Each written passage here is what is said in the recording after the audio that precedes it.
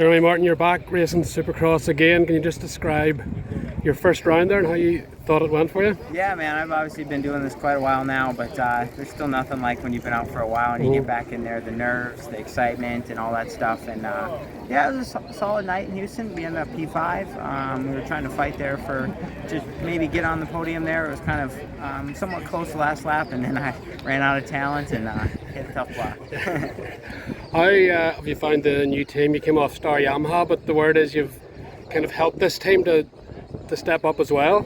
Yeah, I mean, I think we both got the best out of each other. I mean, they've helped me definitely a little bit with my Supercross game, and then I feel like I'm excited about it. I think it's obviously early yet in the season for me, and I think the goal is to be there all year and just keep fighting and get better and see what we can do. And outdoors, you're a two-time champion, but indoors, sometimes I feel you have the speed, but the results haven't really shown. You've had a lot of injuries. What's been the difference from your side that you haven't been able to get the titles? I think Supercross is just a little bit more, it's just a little bit tighter racing, a little bit gnarlier. I think obviously starts are important, and then just making sure you stay out of the carnage. I mean, if you consistently get good starts, you can get away from those guys. You're not putting yourself in a vulnerable position for something to happen. And the thing that surprised me just walking the track is how narrow it is. It doesn't look as narrow on TV, but some of the lanes are really narrow. Is that pretty sketchy sometimes in the first lap? Yeah, definitely. When you got 20 guys lining up on the gate going into the turn, and there's a lot on the line, a lot of pressure, obviously there's some money on the line too. So those tough blocks definitely make it feel a little bit more narrow than your practice track. No problem. Thank you. All the best. Cooper Webb, strong start to the season, but last week sort of wasn't really how you've been riding all the rest of the year. How was it for you? Was it a bike setup issue or just one of those days really? Yeah, it was it was P5, so it was just a tough day in general, but yeah, had a great week this week and here in Florida, which is nice. This is where I call home now, so able to drive here today, and feels like a East Coast hometown vibe. So yeah, I'm excited for this weekend and try to turn it around and get things rolling on the right foot. And it's given potentially bad weather, rain, thunderstorms tomorrow. How are you looking forward to that? Yeah, it's Florida, that's pretty much every day you got the chance of that. So yeah, we'll see what happens. Obviously, rain or shine, we'll be ready to go. But yeah, we'll see if it rains. It could get interesting, no doubt. On the first couple of rounds of the season, you were pretty impressive. The first round, difficult track. I wasn't sure if that was because you got second the previous years. I thought I'll wait to round two to see if you're really back to where you belong. And you were. Did round two give you the confidence as well to really know that you're on the level again this year to go for a championship, or did you know previously coming in? I felt like I had a really good off-season. I felt like I was up to form to compete this year. So obviously round one was rewarding, and then round two was really also, like you said, just kind of a reminder. And then, yeah, obviously last weekend was a bit of an off weekend for me, but all my rounds have been strong so far, and I feel like we're in a good spot. Like I said, I know what I need to work on to kind of get to that first win, and it's time to start clicking it off, that's for sure, and get that first win of the season. And Eli's run 4 out of 5. What do you have to do to beat him? Because he's looking pretty incredible, even though at times you guys are on his pace, but he seems to be able to do something each round to really deliver that win. Yeah, he started off really strong, so it doesn't make it easy, especially competing against him. He's a great rider, so you got to be on your toes. I mean, I think that's the bottom line, is it's just time to beat him. We'll see, like I said, tomorrow's a lot of questions in the air, so we'll be ready to go whether related or not. But yeah, I think that's the bottom line, is it's time to get my first win and kind of state my presence again. Do you think other riders, championship guys, fear you? Because once you get your teeth in the championship, you're given a bit of hope. You don't really let go until you're in the points lead and winning. You think, are you aware of that? Do you want to stay close to Eli, stay close to Chase on the point and like bother them almost, maybe mentally as well as on the track? Yeah, for sure. I mean, I know I can go the distance for 17 rounds. I feel very strong. But yeah, I feel like if I can get that first win, it's just like the confidence comes, and I feel like I can then really sink my teeth in, like you said. But it's still early. Got to keep level-headed and just keep working each weekend. But like I said, bottom line is the win is the goal this weekend, and we're going to do everything in our power to do that. On the bike, you made a lot of changes from last year. Pretty much every round, even last week you were still 5th. Do you feel a lot more comfortable whatever the track is, whatever the weather now, that there's no doubt in your mind? Yeah, I think we've made a lot of strides, which has been great, and we've been able to adapt to pretty much every track condition. And now we're back on the East Coast, which I typically prefer that kind of style of track. So yeah, I'm really happy with the bike and with myself and my training and my riding, and just a little bit here and there, and I think we'll be ready to really contend as these late rounds come into play. Brilliant, thank you very much. All the best.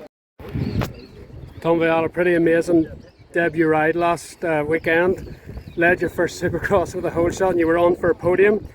How do you look back at that event? Are you happy with your speed or disappointed you couldn't hang on for third?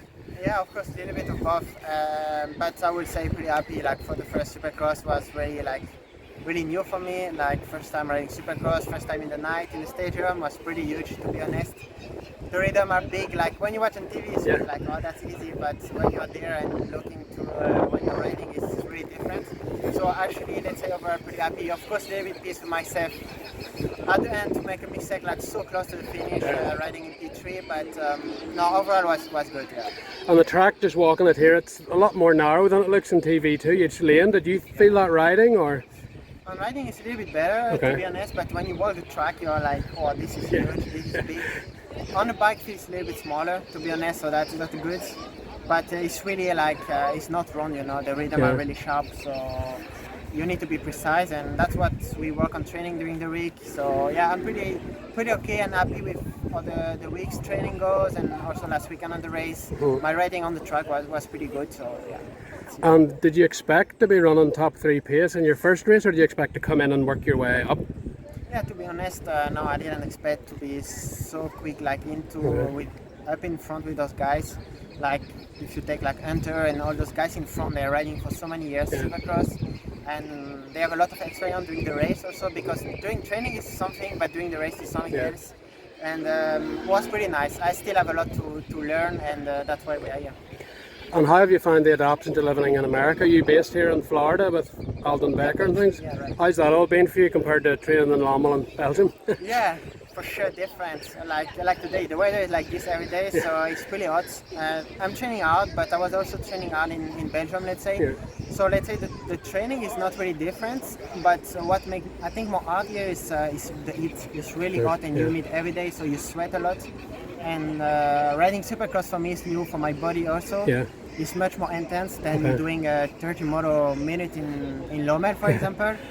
Physically it's also hard, but different. I think it's a lot different, so I need to get used to it. In 3-4 months it's pretty difficult to get used, but I'm getting better each week, and yeah, it's good.